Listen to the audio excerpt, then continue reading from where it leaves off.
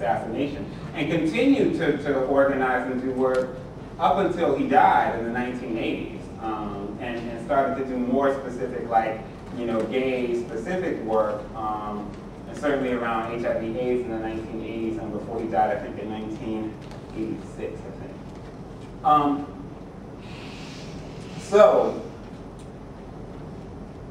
one of the other sort of places I want to touch on and open it up for comment, kind of is this question of like, so like what sort of specifically led us to, this sort of particular moment, and maybe some people would argue like a lack of, sort of activism or mass mobilizing, I should say, actually, within the Black community or whatever. And, I think a couple of things happened. One, by 1968, and certainly by 1972, I think Black folks are getting the message that to do this work means you die, right? Quite frankly. After all the assassinations, Malcolm X in 65, King in 68, both Kennedys in the 60s, and then everything that was done through COINTELPRO to dismantle the Black Panther Party, and all of the other organizations that grew up around it. Literally killing people in their bed at night and sleep. Those things literally happen. I think that that's like the message that people get. Like, so, people are obviously going to be much less willing to like risk things when like it's looking like it means certain death. Number one. Number two, I also think that there's a sort of, I think a real kind of disillusionment, if not just depression, that settled over people. That, when I talk to folks, older than me, my mom and grandparents' generation of activists, and some of which, my grandmother's generation and older, were very directly involved in some of the civil rights work in Kentucky and Tennessee in particular.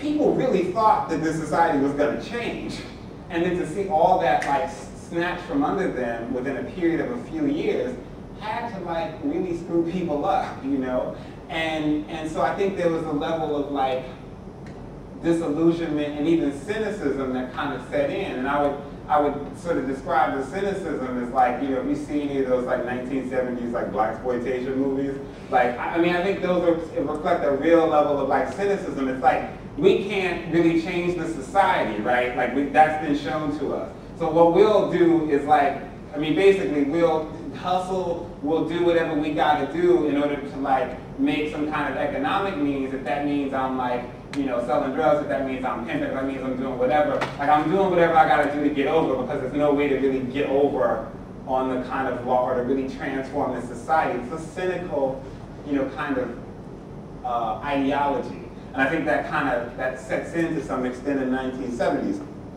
The other thing in terms of just some like, external stuff that happens too is like,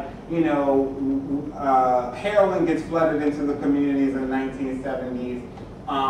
You have all of the different programs through the War on Poverty programs under Lyndon B. Johnson start to get gutted by the 1970s. So all after school programs, all of these things like that are starting to be dismantled that helps sustain like communities.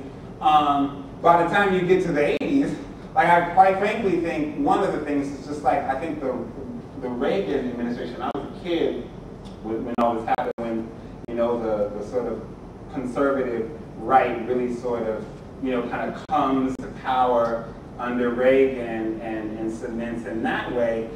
People just didn't know what to do. Like people just didn't know how to deal with that. That was like some new stuff. And then you have, I just think people were like, what? Like, like using all this like kind of compassionate language, but like doing all this, trying to make, the school lunch program, like make ketchup of vegetables. You don't have to do vegetables in a school lunch program.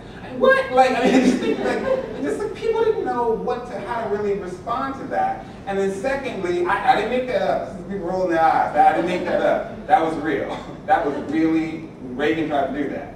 Right? So then that, there's that, and I will give more examples.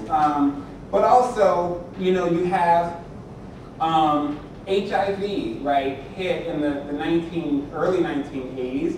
while people sort of, you know, we talk about HIV, it's like, you know, it sort of started as certainly presented itself initially, you know, in gay white men, but before even 1985, the people were clear that this was impacting Black and Latino communities disproportionately. I always tell the story. I have an aunt who died in 1982, got sick very mysteriously, was dead in less than a year, and you know, now we sort of as a family really think that she died of HIV, but nobody thought to look at it for her because she was a heterosexual woman.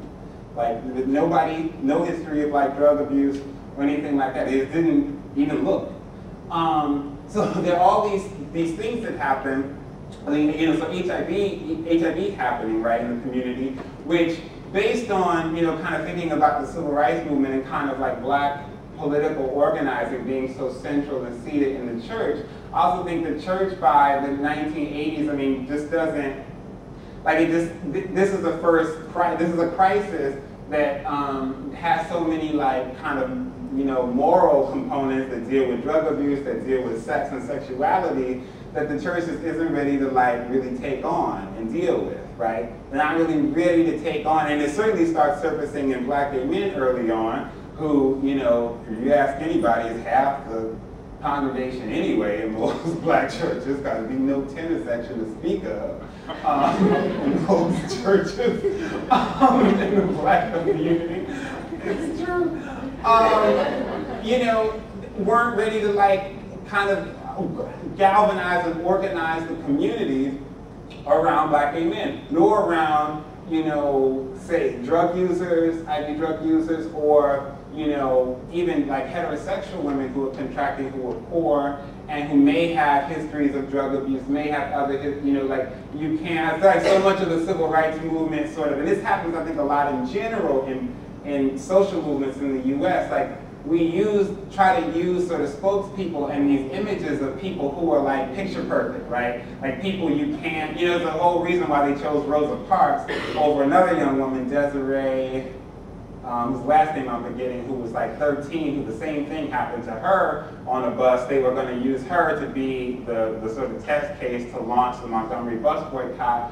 They found out that maybe she's 15, at least she was 15, but whatever, she was pregnant at the time, and she's not so that made her like not a squeaky clean enough spokesperson, so they went with Rosa Parks, right? So decisions like that get made all the time in movements about who's, you know, sort of the person that, you know, and with the example of they are, right, the people who have some kind of like quote unquote dirt on them, like some kind of like, you know, thing on them that like, you know, if it gets exposed, like, oh, like nobody will be behind us, and that, you know, kind of may be true in some instances, but, you know, because of the kind of, you know, issues around sex and sexuality, around drug use or whatever, like Black churches just were like in most cases, not ready to sort of like take that issue on in the 1980s. And except for the fact that, I mean, what ended up started to shift was that Black women in those churches, mothers of the churches and whatnot, who had, you know, sons, primarily and sons and daughters, certainly by later daughters, who were beginning to die of AIDS, and there was all this kind of silence and all this sort of, you know, whatever, people, you know, having funerals and not talking about AIDS, or, I mean, a lot of Black gay people who wrote in the 80s and 90s, I mean, talk about going to funerals of like Black gay men who were dying of AIDS, and nobody talked about they were gay, lovers not being able to like go, or, you know, all kinds of stuff like that. So, you know, the church just wasn't, at that time, really kind of ready to deal with that. And I feel like now, and then I'll open it up for some questions, you know, whatever. There's a kind of renewed, I don't know if it's renewed, but I feel like there's a lot of, like, within the Black community,